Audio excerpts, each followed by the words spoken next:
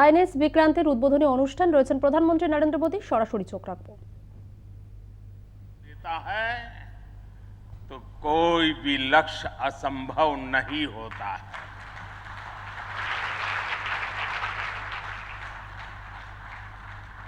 आज भारत विश्व के उन देशों में शामिल हो गया है जो स्वदेशी तकनीक से इतने विशाल एयरक्राफ्ट कैरियर का निर्माण करता है। आज आईएनएस विक्रांत ने देश को एक नए विश्वास से भर दिया है। देश में एक नया भरोसा पैदा कर दिया है। आज विक्रांत को देखकर समंदर की ये लहरें आह्वान कर रही है, अमर्त्य वीर पुत्र हो, अमर्त्य वीर पुत्र हो, दृढ़ प्रतिज्ञ सोच लो, प्रशस्त पुण्य पंथ है, प्रशस्त पुण्य पंथ है। बढ़े चलो, बढ़े चलो, बढ़े चलो।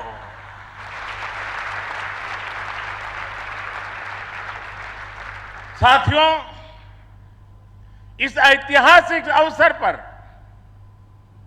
मैं भारतीय नौसेना का कोचिन शिपयार्ड के सभी इंजीनियर्स, वैज्ञानिकों और मेरे श्रमिक भाई बहनों का अभिनंदन करता हूं, जिन्होंने इस सपने को साकार किया है। केरला की पुण्य भूमि पर देश को ये उपलब्धि एक ऐसे समय पर मिली है जब ओणम का पवित्र पर्व भी चल रहा है। मैं सभी देशवासियों को इस अवसर पर ओणम की हार्दिक शुभकामनाएं भी देता हूं। साथियों, आईएनएस विक्रांत के हर भाग की अपनी एक खूबी है, एक ताकत है, अपनी एक विकास यात्रा भी है। ये स्वदेशी सामर्थ्य, स्वदेशी संसाधन और स्वदेशी कौशल का प्रतीक है। इसके एयरबेस में जो स्टील लगी है, वो स्टील भी स्वदेशी है। ये स्टील डीआरडीओ के वैज्ञानिकों ने विकसित किया, भारत की कंपनियों ने प्रोड्यूस किया। एक युद्धपोत से भी ज्यादा एक तैरता हुआ एयरफील्ड है, एक तैरता हुआ शहर है। इसमें जितनी बिजली पैदा होती है, उससे 5000 घरों को रोशन किया जा सकता है। इसका फ्लाइट डेक भी 2 फुटबॉल ग्राउंड के बराबर है। विक्रांत में जितने केबल्स और वायर्स इस्तेमाल हुए हैं, वो कोची से शुरू हो तो काशी तक पहुंच सकते हैं।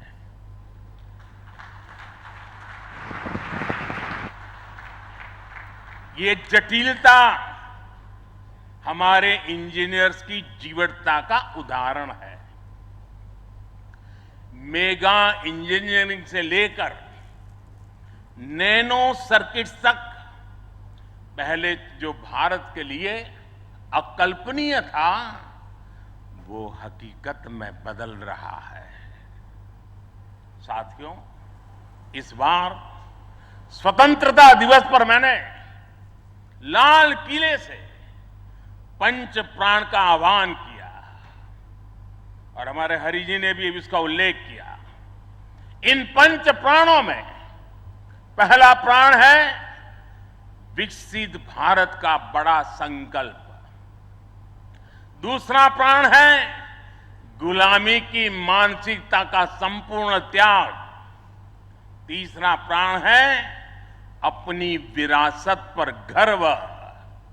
चौथा और पांचवा प्राण है देश की एकता, एकजुटता और नागरिक कर्तव्य।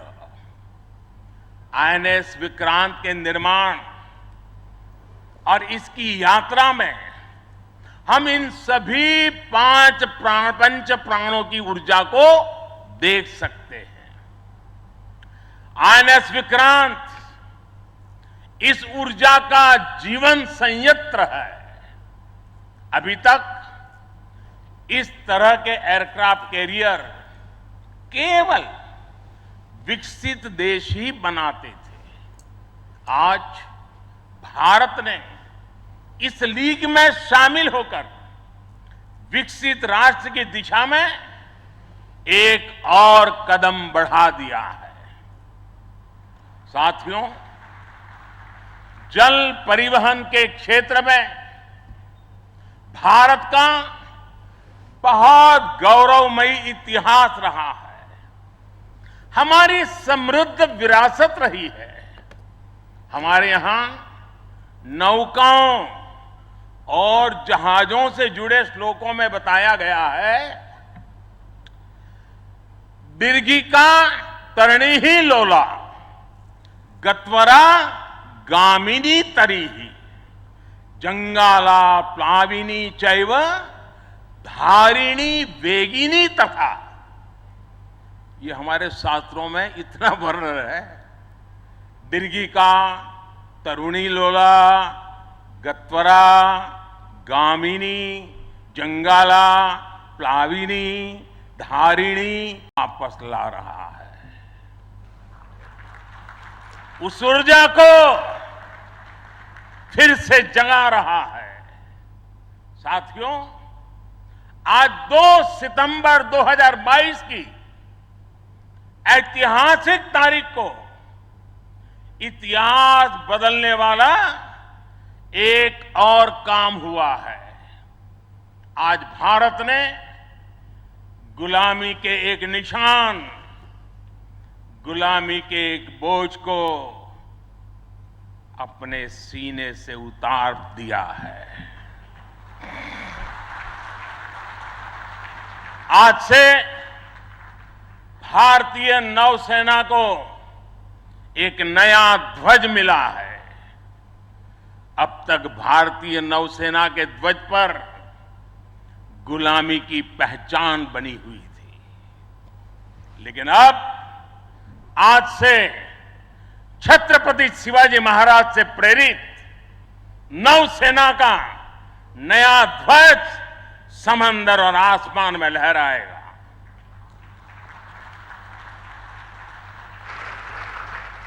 कभी रामधारी सिंह दिनकर जी ने अपनी कविता में लिखा था, नवीन सूर्य की नई प्रभा, नवीन सूर्य की नवीन प्रभा,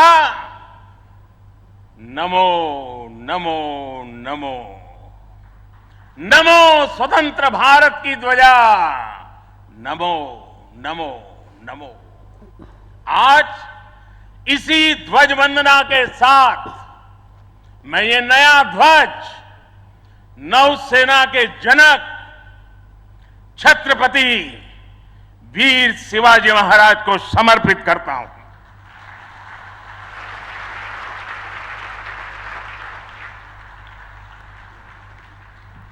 मुझे विश्वास है भारतीयता की भावना से ओतप्रोत ये नया ध्वज भारतीय नौसेना के आत्मबल और आत्मसम्मान को नई ऊर्जा देगा। साथियों, हमारी सेनाओं में किस तरह बदलाव आ रहा है, उसका एक और अहम पक्ष मैं सभी देशवासियों के सामने रखना चाहता हूं। आत्मनिर्भर होने की इस ताकत को देखा है, समझा है, अनुभव किया है।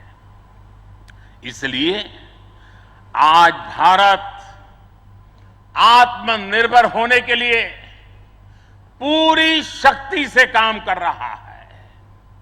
आज अगर अथाह समंदर में भारत की ताकत का उद्घोष करने के लिए आईएनएस विक्रांत तैयार है, तो अनंत आकाश में यही गर्जना हमारे तेजस कर रहे हैं। इस बार 15 अगस्त को पूरे देश ने लाल किले से स्वदेशी तोप की हुंकार भी सुनी है। आजादी के 75 साल बाद सेनाओं में रिफॉर्म करके भारत अपनी सेनाओं को निरंतर आधुनिक बना रहा है, आत्मनिर्भर बना रहा है। हमारी सेनाओं ने ऐसे उपकरणों की एक लंबी लिस्ट भी बनाई है जिनकी खरीद अब स्वदेशी कंपनियों से ही की जाएगी।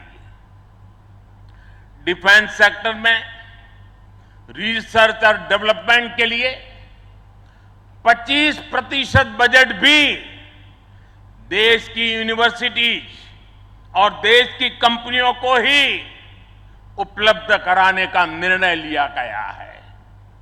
तमिलनाडु और उत्तर प्रदेश में 2 बड़े डिफेंस कॉरिडोर भी विकसित हो रहे हैं।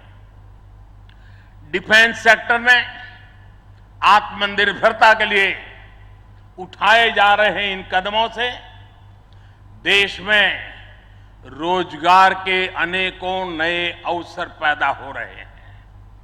साथियों, एक बार लाल किले से मैंने नागरिक कर्तव्य इसकी भी बात कही है। इस बार मैंने उसको दोहराया भी है।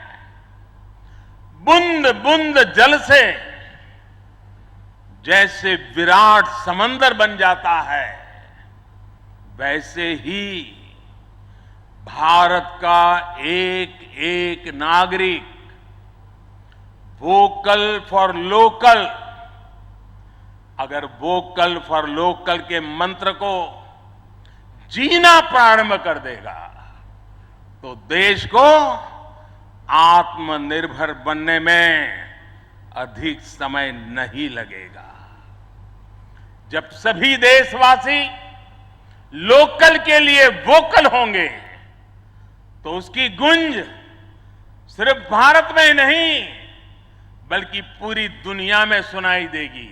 और देखते ही देखते दुनिया के जो भी मैन्युफैक्चरर होंगे उनको भी मजबूरन भारत में आकर के मैन्युफैक्चरिंग के रास्ते पर चलना पड़ेगा।